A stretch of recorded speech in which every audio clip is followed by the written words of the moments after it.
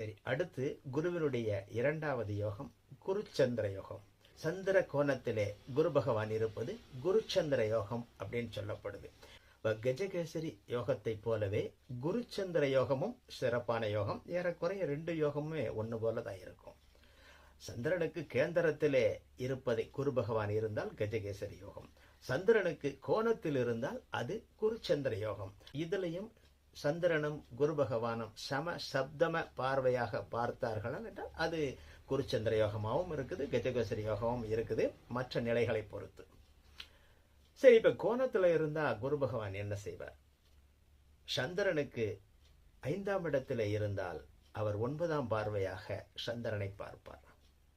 இப்ப 7ஆம் இடத்துல இருந்தார்னா சம சப்தமமாக 2 பேருமே பார்வை பரிமாறிக்கொள்வார்கள். அடுத்து 9ஆம் இடத்திலே இருந்தால் 5ஆம் பார்வையாக சந்திரனை பார்ப்பார்.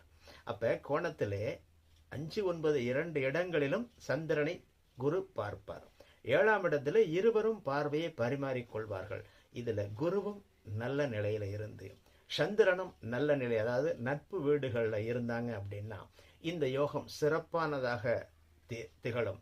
அதாவது சந்திரன் அப்படின்னு சொல்லக்கூடிய மனோநிலை சிறப்பாகும். நல்ல ஆன்மீக எண்ணம், அன்பானவராக இருப்பார், எல்லாருக்கும் இரக்க குணம் இருக்கும், அதே நேரத்தில் மதிநுட்பம் இருக்கும்.